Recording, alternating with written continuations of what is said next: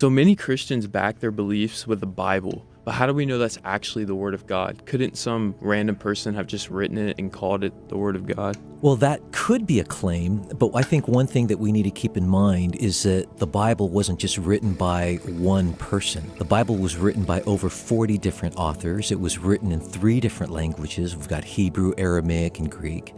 It was written on 3 different continents, Africa, Asia, and Europe. So that makes the Bible really unique. And Jesus also said that the Bible is the Word of God. In Mark's Gospel, that's what Jesus claimed that the Scriptures are. They are the Word of God. And he said that God's Word is truth. In fact, the apostles also claim that the Bible is God's word breathed out. And in 1 Peter chapter 1, verses 20 and 21, Peter says that the origin of the Bible is God. There's some things that we could think about. First is we can think about predictive prophecy. Did you know that the Bible is filled with prophecies about future events? In fact, one great example of that is Isaiah 45. And there we have a king by the name of Cyrus. Did you know that the Bible named Cyrus by name 100 years before he was even born? In fact, it goes on to describe what Cyrus would do. He would permit the Jews after the Babylonian exile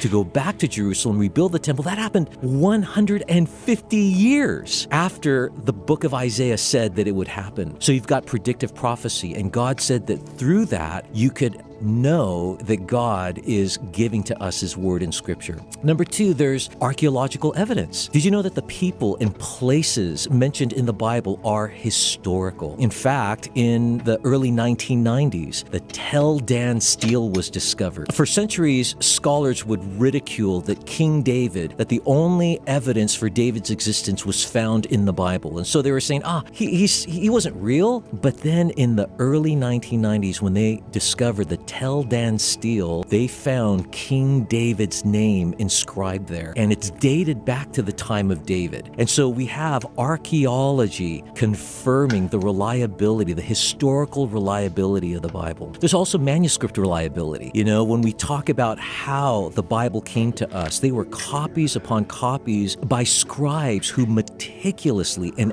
accurately copied the Bible for us. And that was confirmed by the Dead Sea Scrolls found in the Qumran caves in Israel in the 1940s and 50s, and also the 5,000 plus ancient manuscripts that have been discovered that are all cataloged today, affirming that the Bible that we have today is reliable.